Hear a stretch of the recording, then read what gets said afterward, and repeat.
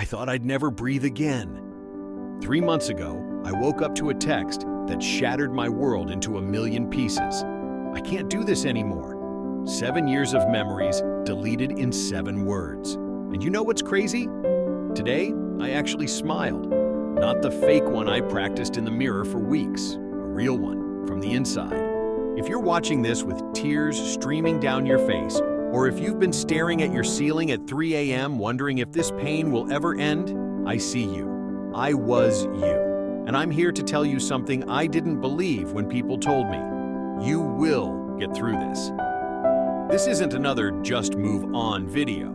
This is the raw, real roadmap that pulled me from the darkest moment of my life.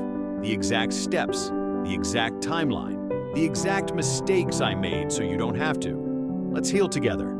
Hey everyone, this video isn't easy for me to make. Being vulnerable never is. But I promised myself that if I ever found my way through the darkness, I'd leave breadcrumbs for others to follow. Heartbreak isn't just emotional pain, it's physical too. Studies show it activates the same brain regions as physical pain. That's why it literally hurts. Your heart actually aches, your stomach knots, your body feels heavy. This isn't weakness. This is your body processing one of life's most profound losses. So let's walk through this together, step by step, day by day. No toxic positivity. No, just get over it. Just real healing.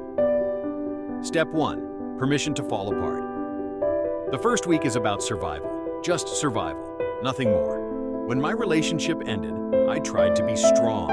I went to work the next day, smiled at colleagues, then broke down sobbing in the bathroom stall for 45 minutes.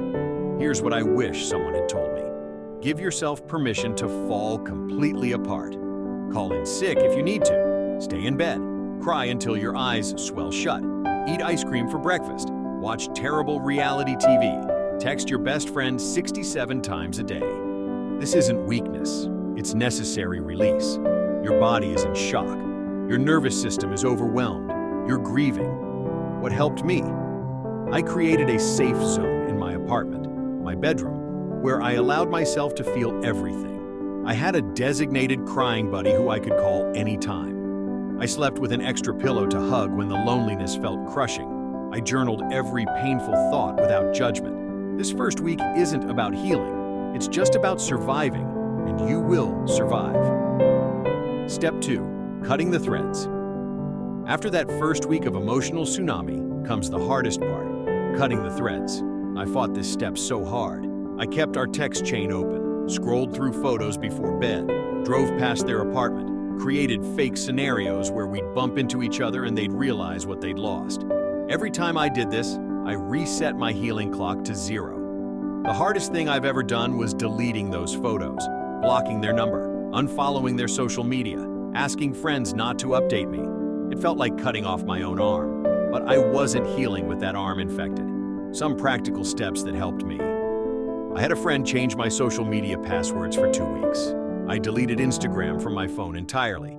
I gave all their gifts to my sister to hold temporarily. I rearranged my furniture so my space felt different. I changed their name in my phone to "Don't Answer" with a stop sign emoji. This part hurts, a lot. You'll want to check their Instagram just once. Don't. Every peak restarts the clock. Step 3. Filling the void. Around week 3, the shock starts wearing off, and what's left is this void. A massive empty space they used to fill. Friday nights were the worst. We always had date night Fridays. Suddenly I had these huge stretches of empty time that felt like staring into an abyss. Nature abhors a vacuum, and your life is no different. This void needs filling, not with another relationship, but with rediscovering yourself. I made a list of things I loved before the relationship, things I gave up, things I was curious about but never tried. What worked for me? I joined a pottery class that met Friday nights. I reconnected with friends I'd neglected. I started hiking on weekend mornings. I volunteered at an animal shelter. I redecorated my space completely. I started cooking new recipes instead of ordering our usual takeout. Will any of these things immediately heal your heart? No. But they create new neural pathways in your brain, new associations, new memories not tied to your ex. The key is consistency. Force yourself to go even when you don't feel like it, especially when you don't feel like it. Step 4. Rewriting the narrative. Around week 6, something strange happened. I had a whole day where I didn't think about them. Then I felt guilty for not thinking about them. Our minds are weird like that. This is when you start rewriting your narrative, the story you've been telling yourself. For weeks, my internal story was, I wasn't enough. If I'd been better, they wouldn't have left. This story was poison. It kept me trapped. The truth was more complex. We were incompatible in fundamental ways. I'd ignored red flags. I'd compromised my values. We'd grown in different directions. Journaling became my lifeline here. I wrote out the complete history of our relationship. The good, the bad, the ugly. I looked for patterns. I acknowledged my mistakes. I recognized their limitations. What I discovered shocked me. The relationship I was mourning wasn't as perfect as my grief-stricken mind had painted it. Some practices that helped. I wrote a letter to them I never sent. I made a reality check list of all our incompatibilities. I recorded voice memos of memories as they came up, then analyzed them objectively. I talked to a therapist who helped me see patterns from childhood I was repeating. I kept a growth journal where I noted one thing I was learning each day. The most powerful question I asked myself, what if this breakup wasn't happening to me, but for me? Step 5. Rekindling self-love. Around week 10, I had a breakthrough. I realized I'd been pouring all my love into someone else's cup while my own was empty. This phase is about refilling your cup, remembering that you are whole on your own. Small steps I took. I created a morning routine just for me. I started complimenting myself in the mirror. I bought myself flowers every week. I took myself on self-dates to restaurants and movies. I started a gratitude practice for my own body and mind. I made a list of my strengths that had nothing to do with relationships. The most transformative practice was writing a love letter to myself. All the things I wished someone else would say to me. I said to myself, sounds cheesy? It is. Do it anyway. It works. Step 6. Opening to possibility. Around month 4, I noticed something had shifted. The heavy blanket of grief had lifted. Not completely, but enough that I could see light again. This isn't about jumping into another relationship. It's about opening your heart to possibilities again. I started saying yes to new experiences. I started imagining a future different than the one I'd planned with them. And surprisingly, that new future started looking, exciting. Signs I was healing. I could hear our song without crying. I felt genuine happiness for others in love. I stopped checking their social media.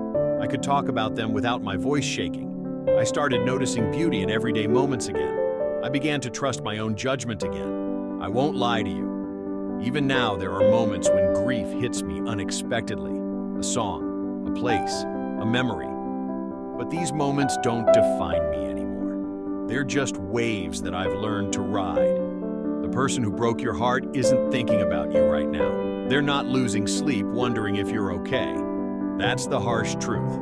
But here's a better truth. You don't need them to be okay. Your heart is rebuilding itself, cell by cell, day by day. And this new heart will be stronger, wiser, more resilient. I didn't believe that 3 months ago. I couldn't see past the next hour, let alone the next day. But look at me now. Look at me talking about the deepest pain I've ever felt, with a smile. Not because the pain wasn't real, but because I'm more real than I've ever been. If you're in that dark place right now, save this video. Come back to it. Follow these steps. And remember, this isn't just about surviving heartbreak. It's about discovering the person you were always meant to become. Drop a heart in the comments if this resonated with you. Share your own healing journey.